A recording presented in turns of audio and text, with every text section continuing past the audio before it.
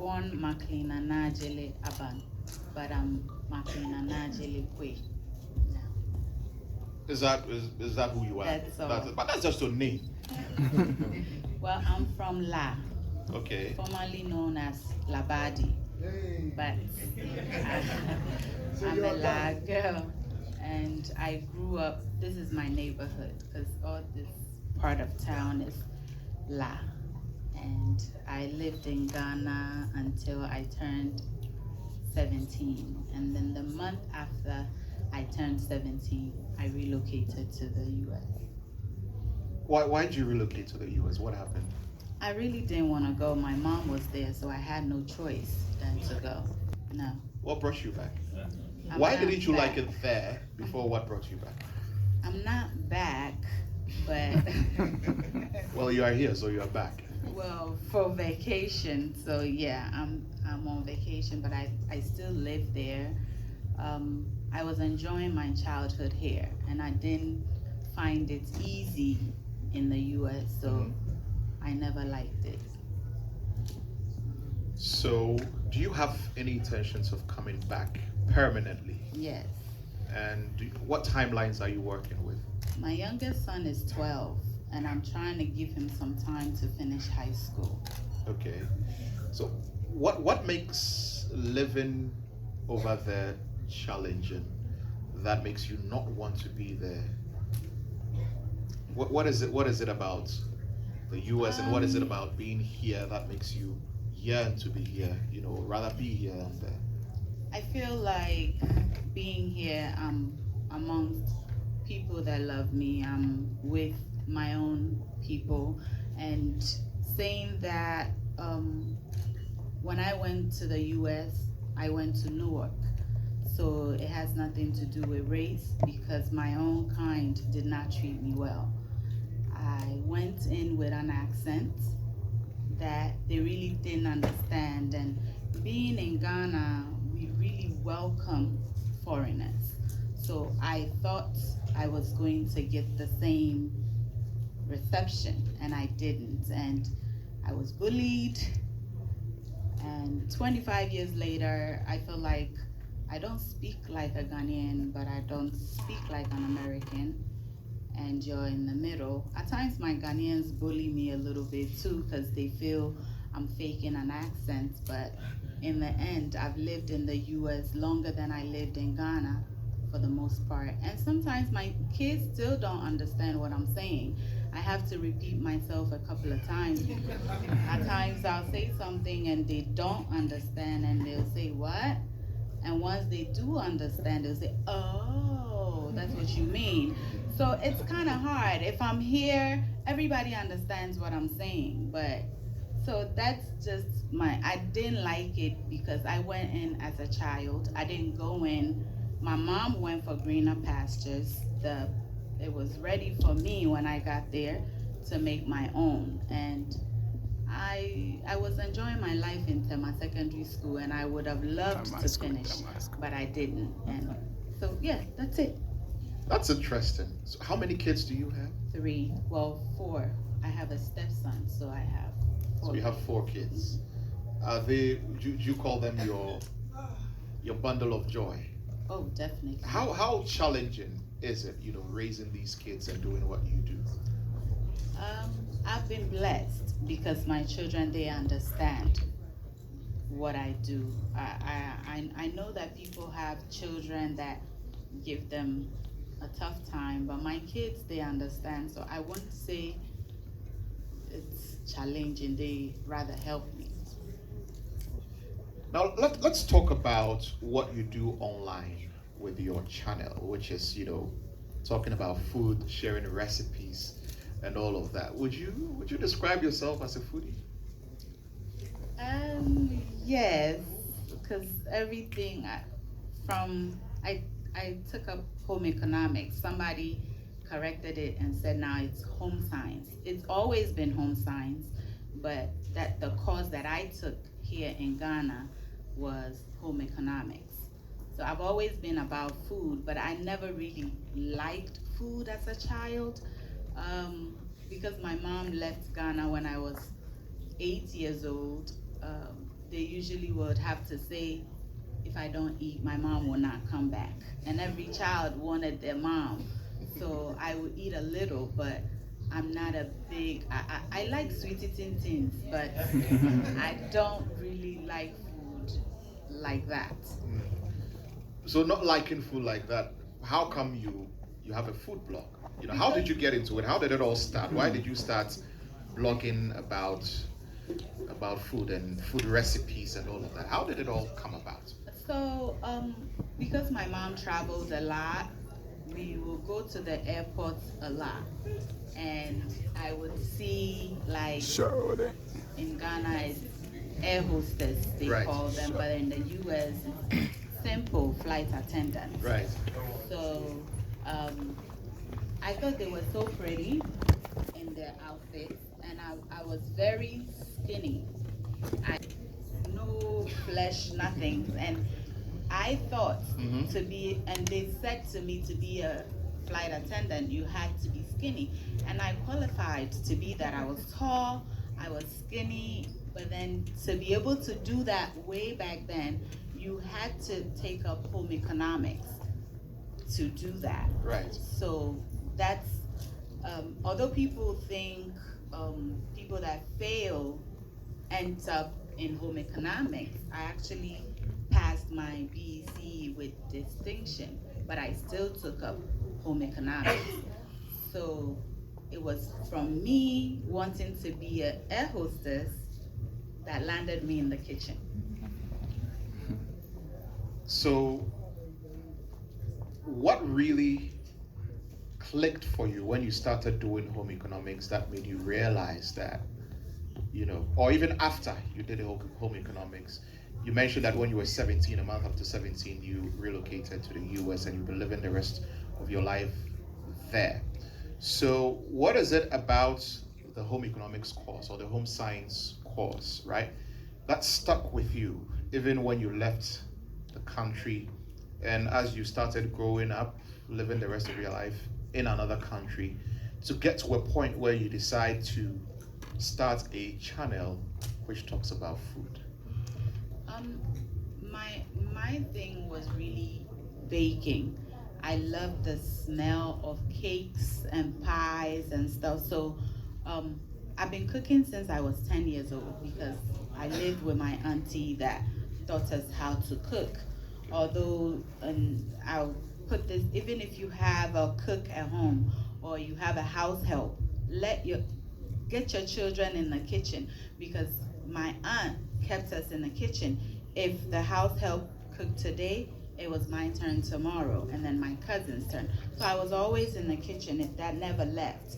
But my favorite part of the kitchen, as my people know, is the sweet eating tins.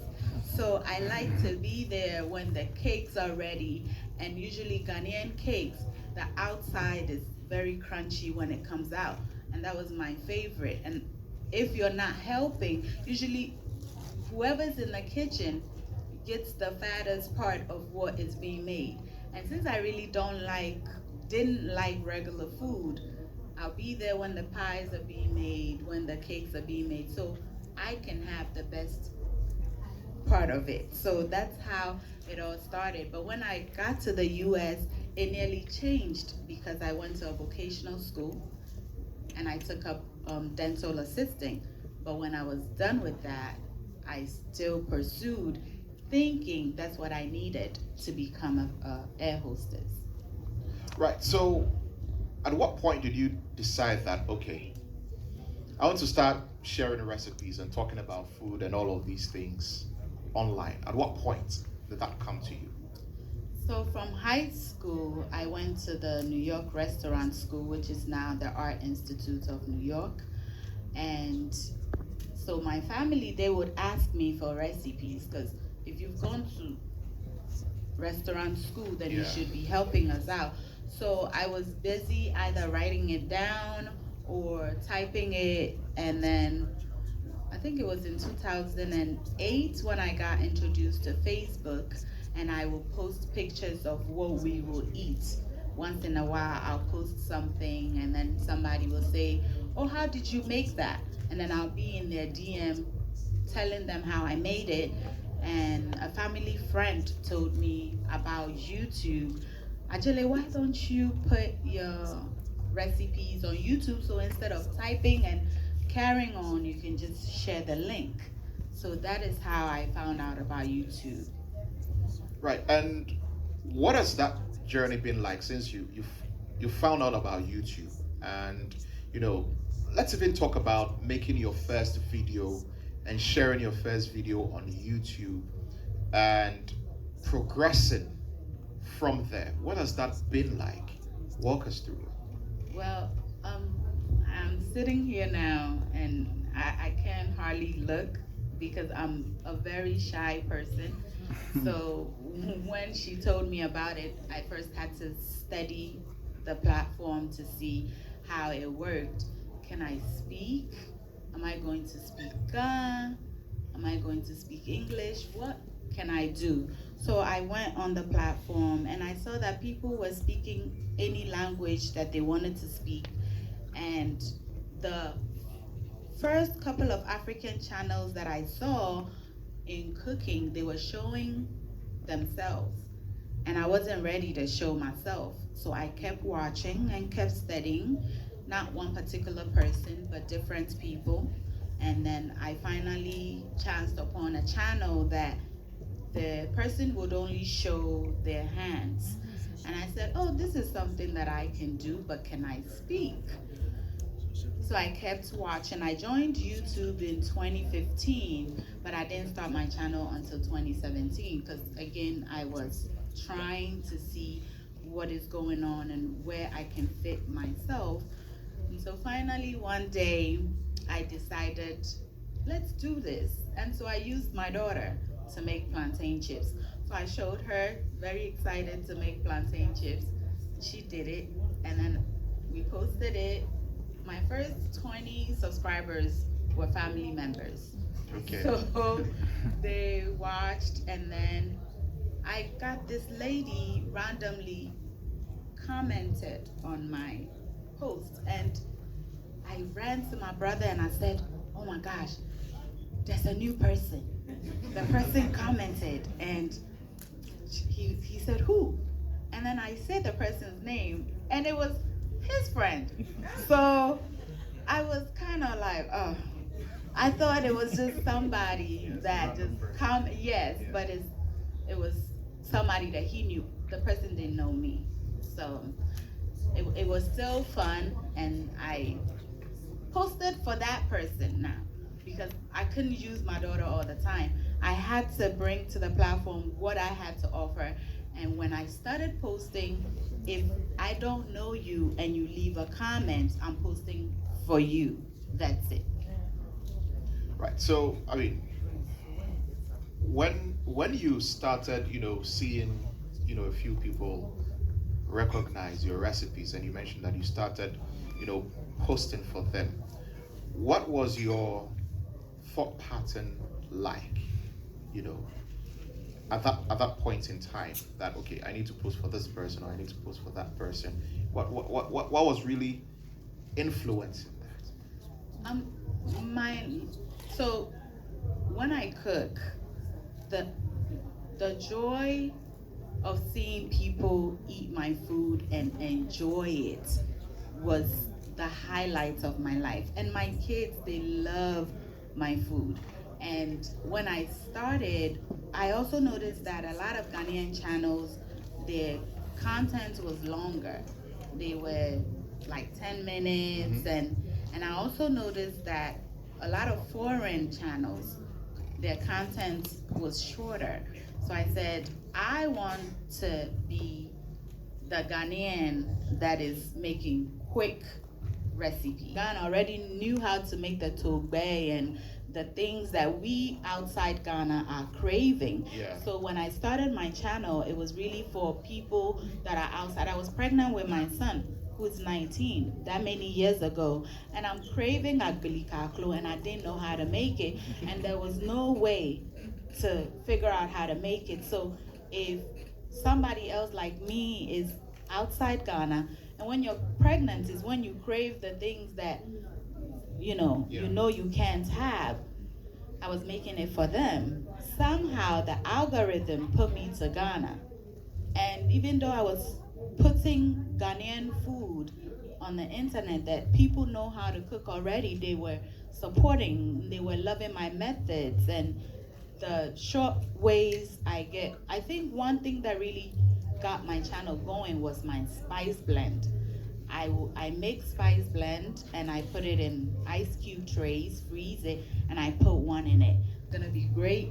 This channel, subscribe. So like every single video, she'll come and say, you will regret it if you don't subscribe, because I guess she made the spice blend and it was helping her, because you're not about to now grind or blend ginger, garlic, all those things. It's already in the cube. You just throw it in whatever it is that you're doing and your food just tastes good. I'm thinking, oh, I can buy cake from the supermarket and act like I'm making a cake and then use the store-bought cake as my finished product. Nobody will know. But when people started trying my recipes, I would never put anything out there unless I know it's gonna work for you. If I don't know how to make something, you can request for it 100 times.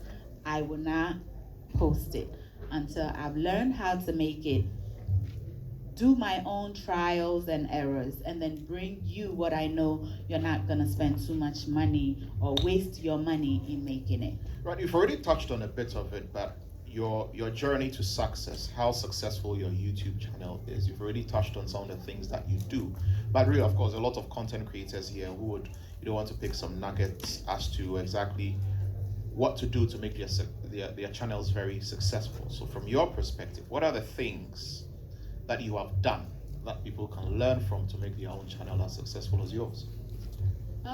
I will say consistency, and pray to God that the algorithm picks you.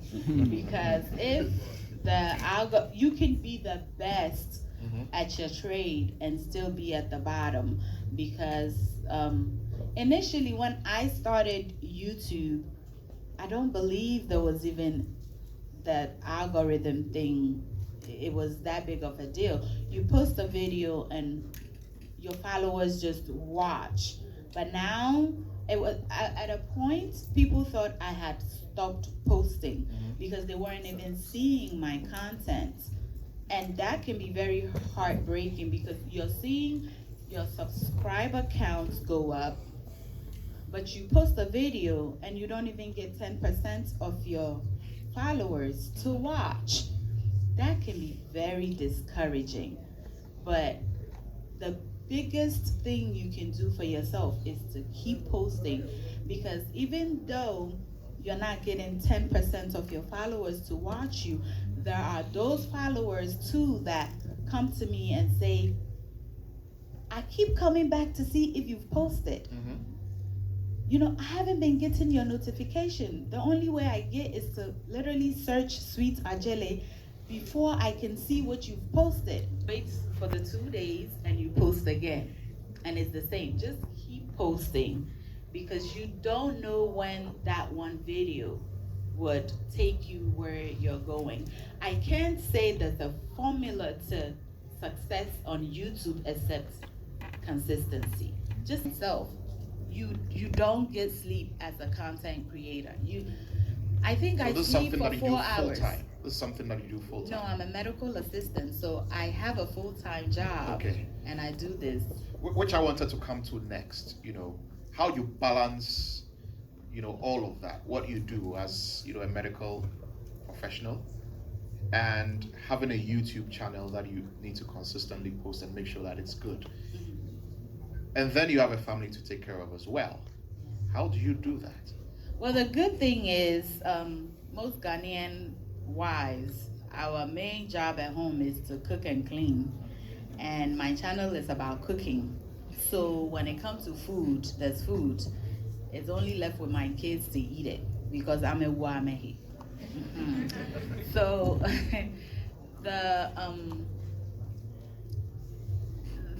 the saddest part about what I do is, if I'm gonna make jollof rice and it's gonna take 30 minutes, because I'm filming, it's gonna take me 3 hours.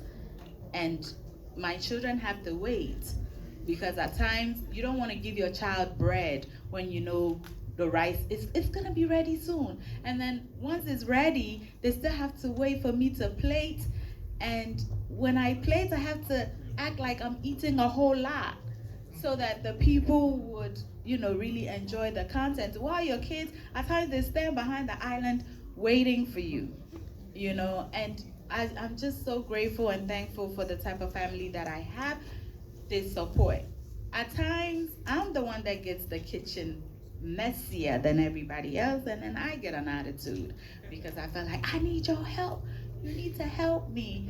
And they understand, they help me a lot. So if you're a wife and a mother and you want to do this, you need the blessing, number one, of your husband and children. Because if they're not gonna support, it's hard.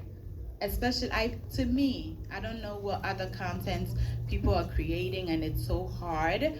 But at times I watch some people, I'm like, oh, man, you just take somebody else's content, you talk about it, and we all laugh. And we come to watch you just so we can laugh.